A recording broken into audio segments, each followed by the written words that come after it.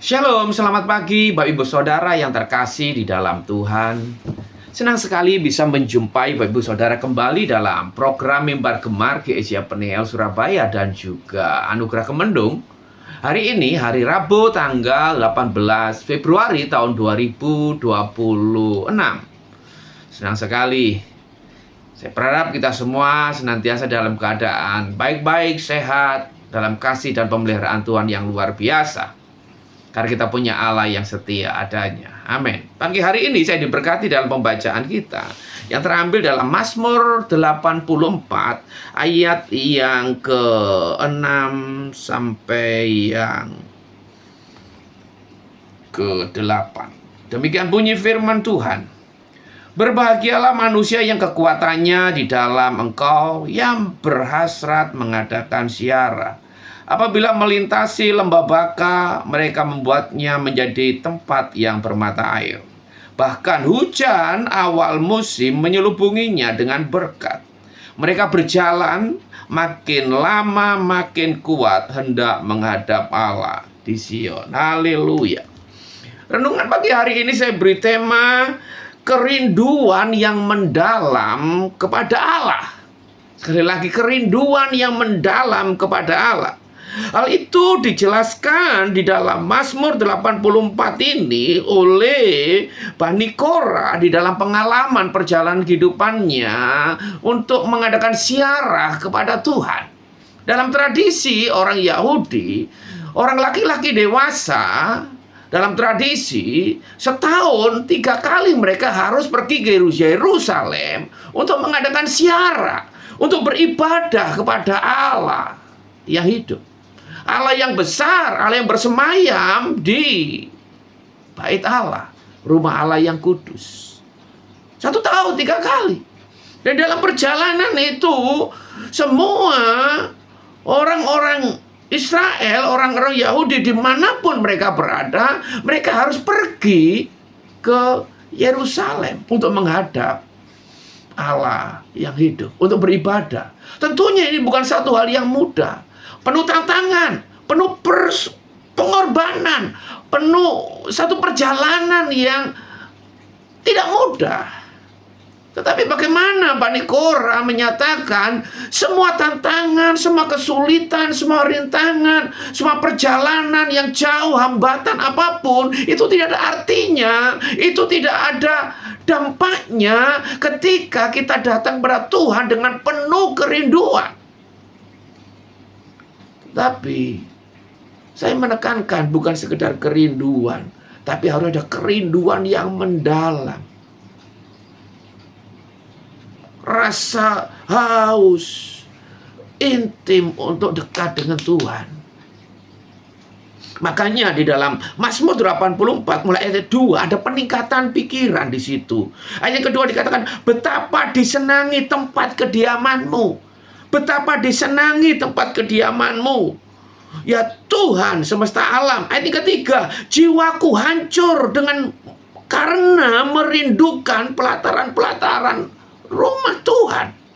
Pertama, disenangi, tapi tidak cukup disenangi, menyenangi kediaman rumah Tuhan, tapi ada peningkatan jiwaku hancur karena merindukan pelataran rumah Tuhan.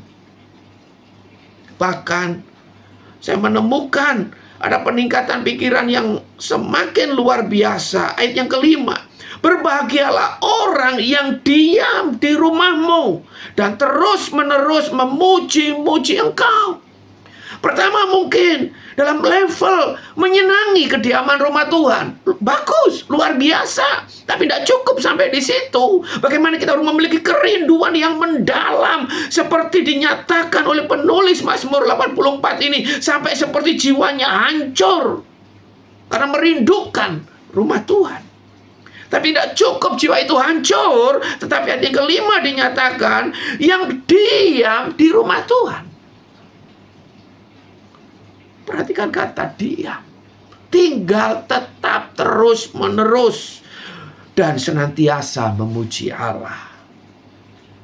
Itulah betapa luar biasanya Bani Korah melukiskan kerinduan yang bukan sekedar kerinduan, tapi kerinduan dengan rasa haus, kerinduan dengan begitu luar biasa mendalam akan persekutuan, perjumpaan, keintiman dengan Tuhan Allah yang hidup. Dan kemudian saya menemukan ayat yang ke-6. Berbahagialah manusia yang kekuatannya di dalam Engkau, yang berhasrat mengadakan ziarah. Oh, haleluya. Berbahagialah manusia yang menyenangi, manusia yang punya kerinduan yang mendalam sampai jiwanya hancur. Raja Daud melukiskan seperti rusa yang merindukan akan air. Demikianlah jiwaku merindukan Engkau. Dan kemudian setelah menemukan perjumpaan dengan Tuhan, pribadi-pribadi kemudian diam di dalam rumah Tuhan dengan terus-menerus memuji Tuhan. Inilah gambaran manusia yang kekuatannya di dalam Tuhan. Manusia yang kekuatannya bertumbuh, bersumber di dalam keintiman dengan Tuhan. Dan ini perlu digarisbawahi. Kita perlu mengalami perjalanan kehidupan rohani seperti yang dilukiskan oleh Mazmur 84. Sebagai orang percaya, kita tidak cukup senang. Hari Minggu, senang ke gereja, bagus. Tapi lebih daripada itu, datanglah ke gereja dengan jiwa yang hancur, jiwa yang rindu. Untuk mengalami perjumpaan dengan Tuhan. Bahkan yang ketiga, diam di dalam rumah Tuhan. Menemukan keindahan, menemukan perjumpaan, keintiman yang luar biasa. Dan kita nggak mau lepas. Kita terus menerus memuji-muji Tuhan. Itulah manusia-manusia yang kekuatannya ada di dalam Tuhan. Yang berhasrat, yang rindu, yang haus. Untuk bersekutu intim dengan Tuhan. Dan saya melihat ayat yang ke-7, dampak kehidupan pribadi-pribadi yang intim dengan Tuhan. Yang pertama, apabila melintasi lembah Baka, mereka mengubahnya menjadi tempat yang bermata air. Dahsyat Bapak Ibu Saudara. Dalam keintiman, dalam kesenangan, dalam kerinduan, dan dalam keintiman diam di rumah Tuhan, ternyata ada kuasa yang luar biasa, ada berkat yang luar biasa. Makanya yang kenal diawali, berbahagialah manusia yang kekuatannya di dalam Tuhan, yang berhasrat mengadakan ziarah, yang senantiasa rindu, haus akan bersekutu dengan Tuhan, dan Tuhan menjadi sumber kehidupannya, Tuhan menjadi sumber kekuatannya, Tuhan menjadi sumber sukacitanya, Tuhan menjadi segala-galanya dalam kehidupannya. Mencari dahulu kerajaan Allah dan kebenarannya, yang lain itu akan ditambahkan. Dan implementasi janji Tuhan itu dinyatakan apabila melintasi lembah Baka. Lembah Baka ini berbicara lembah bayang-bayang maut. Oh, Bapak Ibu Saudara, penuh persoalan, penuh pergumulan mungkin perjalanan hidup kita. Tetapi pribadi-pribadi yang punya kerinduan kepada Allah, dan Allah menjadi sumber kekuatannya, dia senantiasa duduk diam di dalam hadirat Tuhan, membangun keintiman. Perjalanan yang penuh pergumulan, persoalan, lembah Baka, lembah bayang-bayang maut akan diubah menjadi tempat yang bermata air. Haleluya. Karena apa? Karena Mazmur 23 berkata, sekalipun aku berjalan dalam lembah kekelaman, aku tidak takut bahaya, sebab Engkau besertaku, gadamu dan tongkatmu, itulah yang menghibur aku. Ada penyertaan bagi pribadi-pribadi yang senantiasa punya kerinduan, rasa haus, intim dekat dengan Tuhan.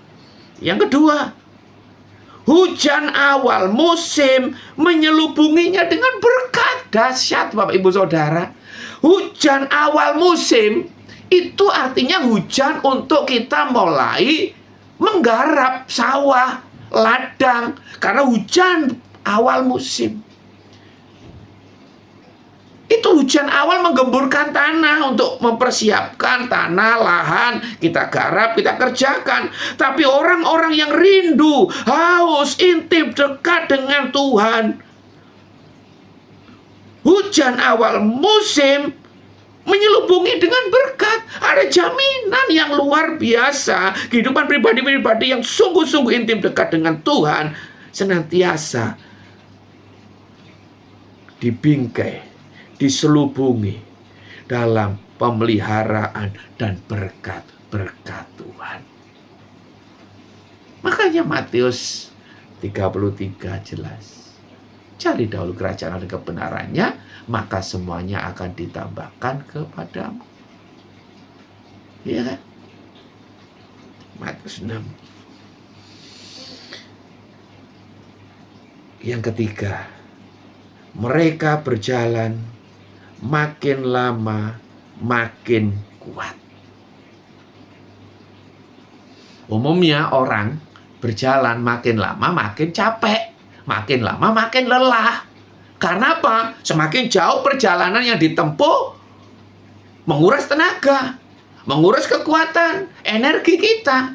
Tapi pribadi-pribadi yang senantiasa hidup dekat dengan Tuhan, senang di hadirat Tuhan, jiwanya senantiasa merindukan Tuhan, untuk berdiam di dalam rumah Tuhan, terus-menerus intim dengan Tuhan, berjalan makin lama makin kuat. Dahsyat Bapak Ibu Saudara.